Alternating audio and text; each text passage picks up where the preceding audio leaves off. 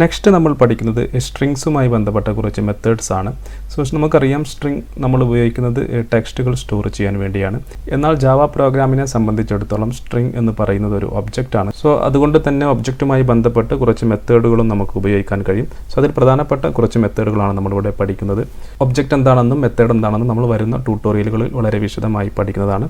So നമുക്ക് ആദ്യമായി string variable declare ചെയ്യാം. സോ ഞാനിവിടെ മെസ്സേജ് എന്ന് പറയുന്നൊരു വേരിയബിൾ ഡിക്ലെയർ ചെയ്യുന്നു. സോ അതിൽ ഞാൻ ഹലോ വേൾഡ് എന്ന് സ്റ്റോർ ചെയ്യുന്നു. സോ നമ്മൾ മെസ്സേജ് എന്ന് പറയുന്ന വേരിയബിൾ ഹലോ വേൾഡ് എന്ന് പറയുന്ന ടെക്സ്റ്റ് സ്റ്റോർ ചെയ്യുന്നു. സോ ഇനി നമ്മൾ ആദ്യമായി കാണുന്നത് ഈ ഒരു വേർഡിൻ്റെ ലെങ്ത്ത് കാണുന്നതിനുള്ള മെത്തേഡാണ് നമ്മൾ ആദ്യമായി പഠിക്കുന്നത്. സോ ഇതിൻ്റെ ലെങ്ത്ത് എന്ന് പറയുന്നത് ഇതിൽ എത്ര ക്യാരക്ടർ അടങ്ങിയിട്ടുണ്ടോ അതാണ് ഇതിൻ്റെ ലെങ്ത്ത് എന്ന് പറയുന്നത്. സോ നമുക്കത് എങ്ങനെ കാണാമെന്ന് നോക്കാം. സോ നമ്മൾ എസ് ഔട്ട് ശേഷം നമ്മൾ മെസ്സേജ് എന്ന് പറയുന്നത് നമ്മുടെ വേരിയബിളാണ്. ഡോട്ട് കൊടുത്ത ശേഷം ലെങ്ത്ത് എന്ന് കൊടുക്കുക. ലെങ്ത്ത് എന്ന് കൊടുത്തു കഴിഞ്ഞാൽ ഇതുപോലെ ബ്രാക്കറ്റ് ഓപ്പൺ ചെയ്ത് ക്ലോസ് ചെയ്യുക. സോ നിങ്ങൾക്കിവിടെ കാണാം ഈ കാണുന്നതാണ് ലെങ്ത്ത് എന്ന് പറയുന്ന മെത്തേഡ്. സോ നമ്മൾ ഇനി പ്രിൻറ്റ് ചെയ്ത് കഴിഞ്ഞാൽ നമ്മുടെ ഹലോ വേൾഡ് എന്ന് എഴുതിയതിൽ എത്ര ക്യാരക്ടർ ഉണ്ടെന്ന് നമുക്കിവിടെ കാണാൻ കഴിയും. അതായത് മെസ്സേജ് എന്ന് പറയുന്ന വേരിയബിളിൻ്റെ ലെങ്ത്ത് എത്രയാണെന്ന് നമുക്ക് കാണാൻ കഴിയും. സോ റൺ ചെയ്ത് നോക്കിയാൽ ഈ ഹലോ വേൾഡ് എന്ന് പറയുന്ന ടെക്സ്റ്റിൻ്റെ ലെങ്ത്ത് എന്ന് പറയുന്നത് 11 ആണ്. സോ നമുക്കൊന്ന് നോക്കാം. 1 2 3 4 5 6 7 8 9 10 11. സോ 11 എന്നാണ് ഹലോ വേൾഡ് എന്ന് പറയുന്ന ടെക്സ്റ്റിൻ്റെ ലെങ്ത്ത് എന്ന് പറയുന്നത്.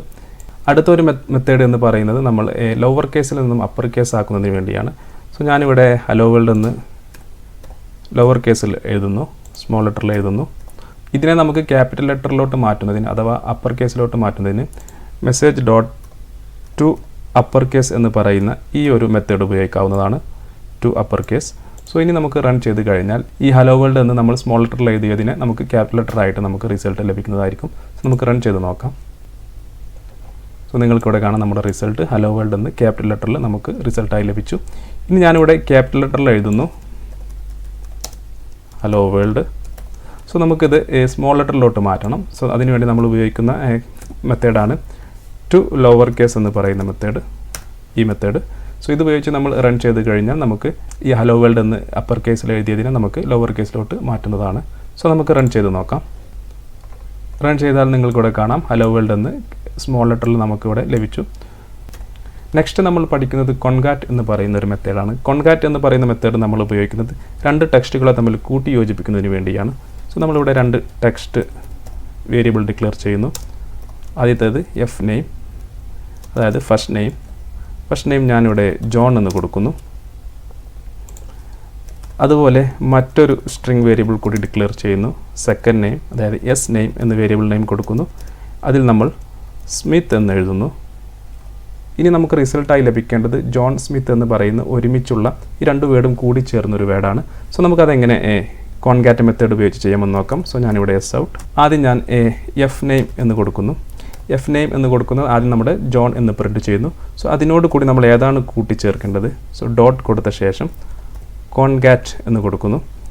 ഈ കാണുന്ന ആദ്യത്തെ ഫംഗ്ഷൻ. സോ കോൺകാറ്റ് എന്ന് പറയുന്ന ഫംഗ്ഷനോട് കൂടി എഫ് നെയിമിനോട് കൂടി നമ്മൾ ഏത് നെയിമാണ് കൂട്ടിച്ചേർക്കേണ്ടത്. സോ നമുക്ക് കൂട്ടിച്ചേർക്കേണ്ടത് സെക്കൻഡ് നെയിമാണ്. സോ ഞാനിവിടെ എസ് നെയിം എന്ന് കൊടുക്കുന്നു.